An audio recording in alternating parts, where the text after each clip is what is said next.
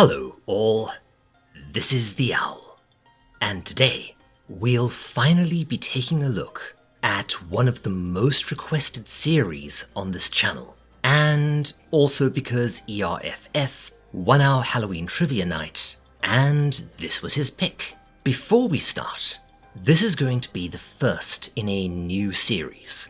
I'm still trying to think of a good name for it. If nobody has anything better, we'll go with In a Nutshell. And I don't love In a Nutshell. Anyway, I am going to do short overview reviews and analyses of several highly requested horror and dark action manga in one and only one video. This should be a nice tool to break up the long stuff. I know some of you really like my deep dive videos, so if any of these do particularly well, then I might do a more in-depth series on it at a later date. Or just go back to Made in Abyss or something. Anyway, whinge, whine, we've got a lot to cover. So let's get this show on the road. Gantz was created by Hiroya Oku, who you might know from his more recent Bug Nuts Insane story Inuyashiki, and Gantz began its publication run way back in the year 2000. It swiftly gained a stonkingly massive audience, despite it being one of the absolute darkest mainstream manga at the time. And while it isn't quite as popular today, the influence that Gantz had on seinen manga is undeniable. It's a lot of things. If you put a gun to my head and told me to describe it, I'd probably say action, horror, sci-fi, romance, reverse isekai fantasy coming of age. And yeah, if it weren't so well executed, this would probably mean that Gantz is extremely confused. But it is very well executed. And hell, I'd say that alongside Berserk, Gantz formed the foundation for so much of what is now the norm for seinen or seinen-like shonen manga as a whole. It's also a mean, black-nailed little bastard of a manga that just loves to mess with the reader, making you fall in love with its rich, interesting characters before putting them through the meat grinder. And, oh yeah, it's filled to the brim with angst. Fortunately, the good kind of angst, not the bad kind. Now, before we go any further, keep in mind that this is a very, very booby, bloody, sick and twisted manga. So there's a lot of stuff I simply can't show you on YouTube. Like, maybe half the manga. Even censored, it would be a bit much. Hell, some scenes, even describing them in any sort of detail, would probably get my video pulled. If you can find Gantz though, and this sort of thing appeals, go and read it for yourself. It is amazing and well worth your time. But buyer beware, as this is a story that does not pull any punches. So, what is Gantz all about? Well,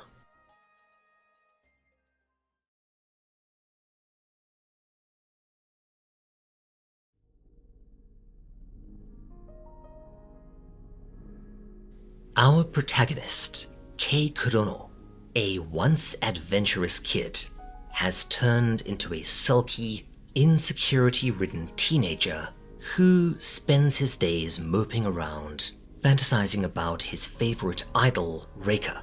He runs into his childhood friend Masaru at the train station, who in turn has grown up from a cowardly little pipsqueak into a tall, handsome, good-natured, confident and dutiful young man.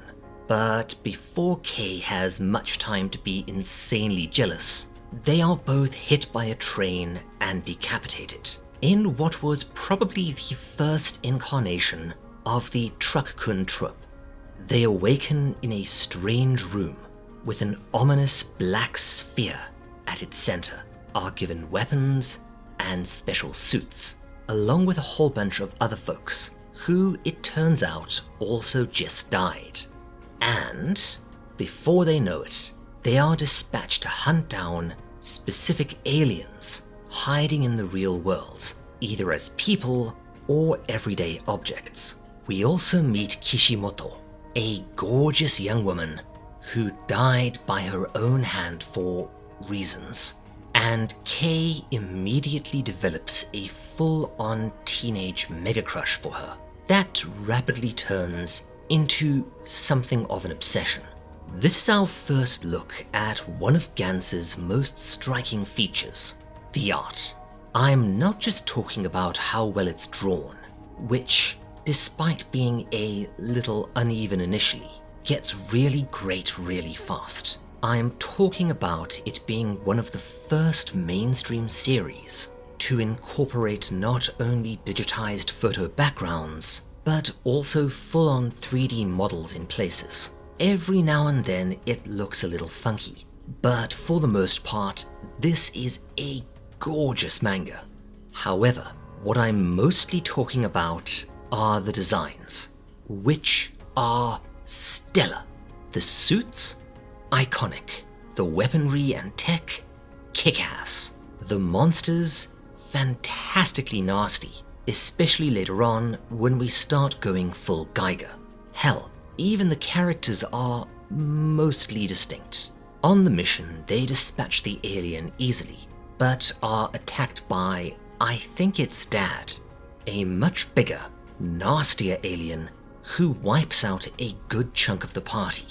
One member, a good-natured salaryman, experiences a dying dream where the entire thing was one of those effed up Japanese prank shows.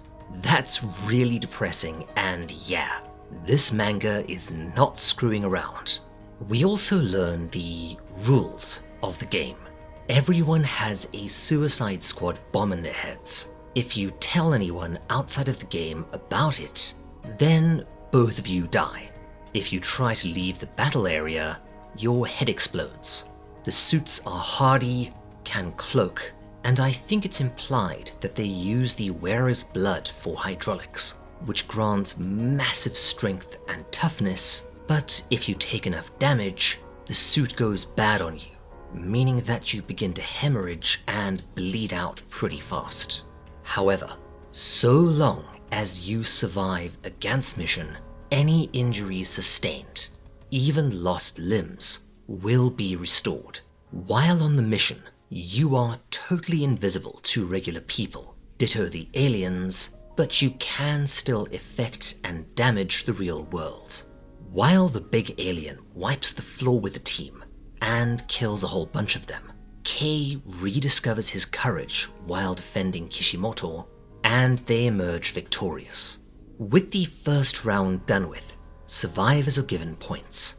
Oh right, Nishi. He's this little butt pipe who's been surviving for a while now and has accrued almost 100 points, generally by letting everyone else die while he's cloaked and then stepping in to steal kills. Regardless, everyone is then sent back to their previous lives as if they'd never died. Kishimoto ends up moving in with Kei, promising to be his pet. Yeah, no comment. But she declines a sexual relationship to his blue-balled frustration. As the story progresses, we get more characters and more development. Kei meets a woman, Sei, who falls for him pretty damn hard. Oh, and Sei's based on Angelina Jolie's Lara Croft, which is kind of fun. But he remains obsessed with Kishimoto.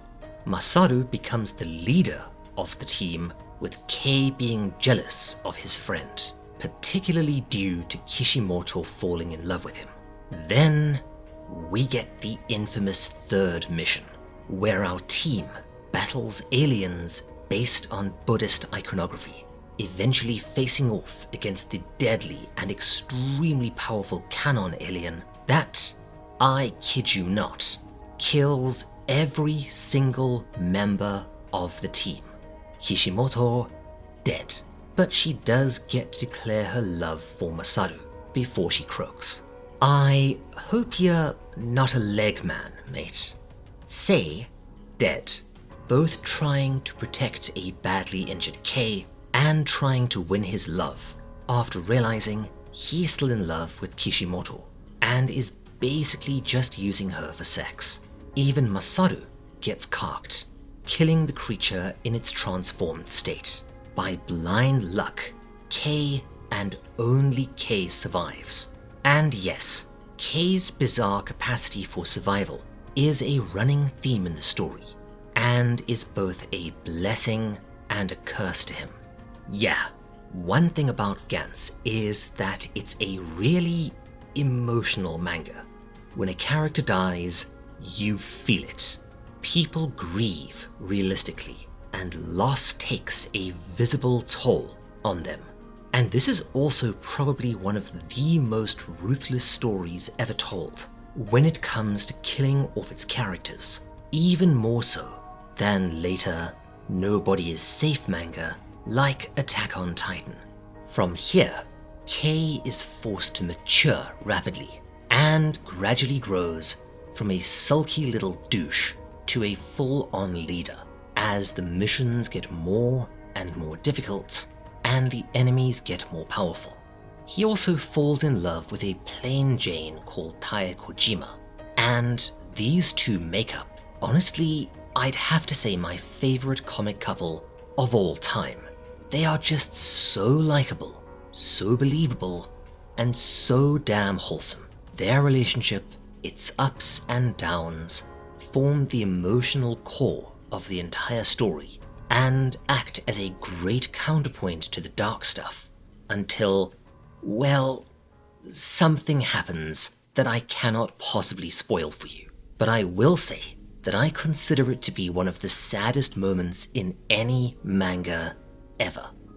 We also get a look at more and more of the Gantz tech, which is probably one of the main reasons why this caught on so hard.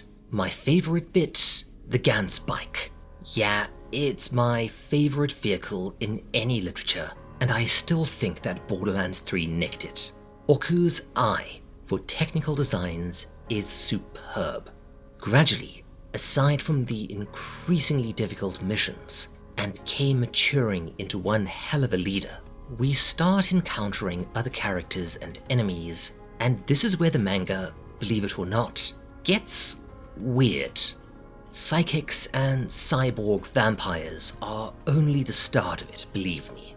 We also get a whole bunch of new characters introduced, some good, some evil, and many of whom remain as stable cast members for quite a while, such as Izumi, who, well, let's just say is the Sephiroth of the story, Dozaemon, a mysterious martial artist who feels like something from a different genre, and Sakata and Sakurai, the aforementioned psychics, and probably my favorite character, Suzuki, a mild-mannered pensioner who becomes something of a father figure to many of the Tokyo squad, and also gives us some of the most heart-wrenching sequences in the manga.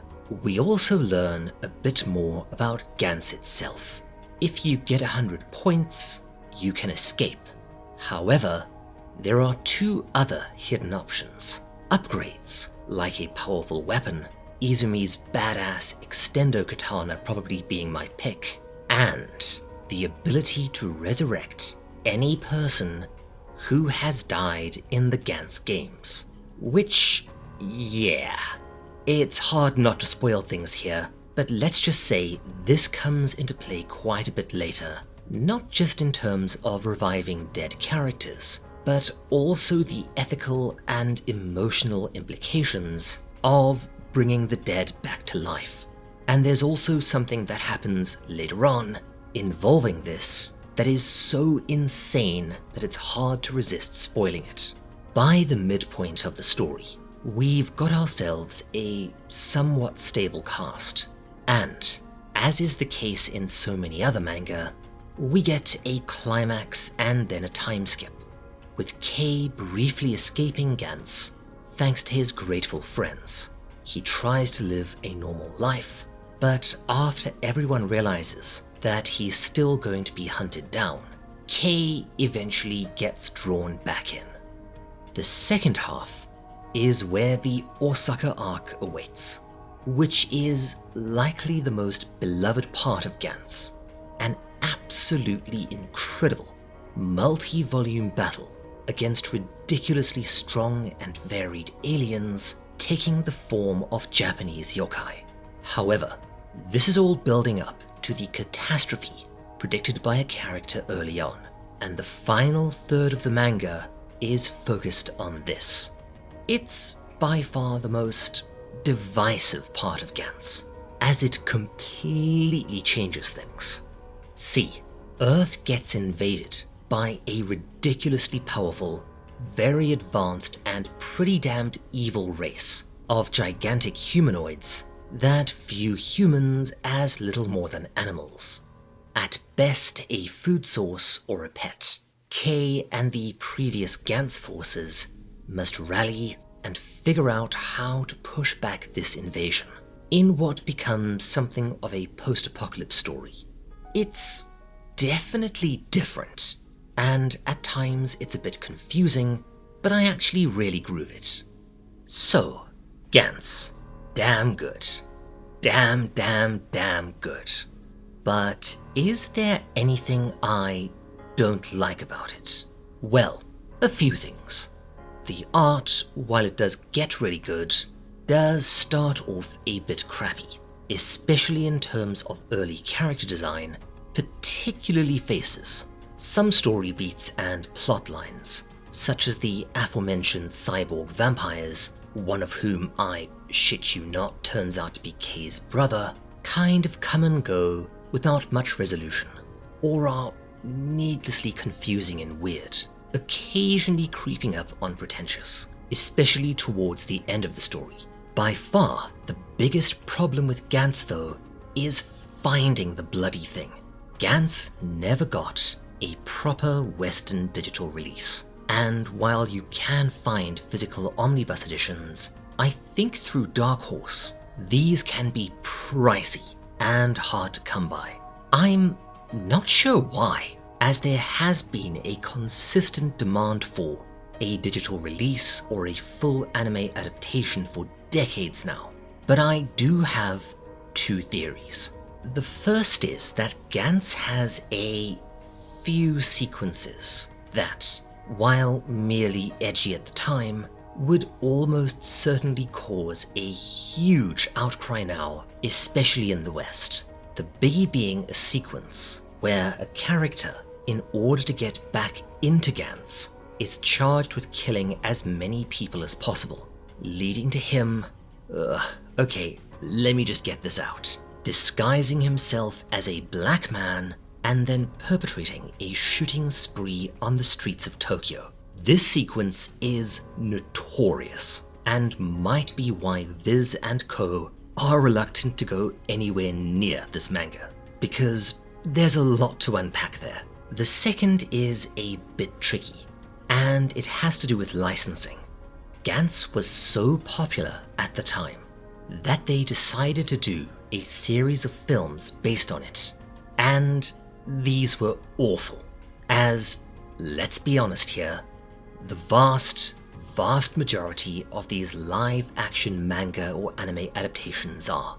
The Gantz movies were weak sauce, boring, unimaginative, and generally served as a platform for middling Japanese celebrities to try and launch an acting career.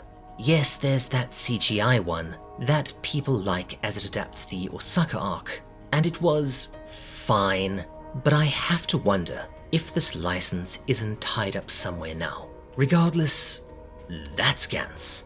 If you can find it, and if you're a fan of the darker side of action manga, I'd probably declare it to be mandatory reading. Great art, amazing characters, an original and well-structured story, and moments that will stay with you for years after reading. And who knows, if this video doesn't get claimed, maybe I'll do a deep dive on Gantz next year, because I've barely even scratched the surface here. Before we finish for the day, I want to give a huge thanks, as always, to my fantastic patrons. Asterix Gaming, Cheerful Satanist, Starwin Marwin, that's really hard to say, Hylord J, Jacob Ramsey, Crazy, Say Rory, Lance Goebel, Paul Norberger, Piece of Yeast, Rafferty, Robert Dote, and XTC Pill. If you want to see more like this, why not stick around? Subscribe, bell, you know the drill. If you want to help myself and Mrs. Owl out and ensure that I can keep on doing this next year, why not go and take a look at our Patreon? You'll get some fun perks on the Discord and early access to most of my videos. Oh right, the Discord is that way too. Anyways, take care my friends, and cheers. This is the Owl, signing off.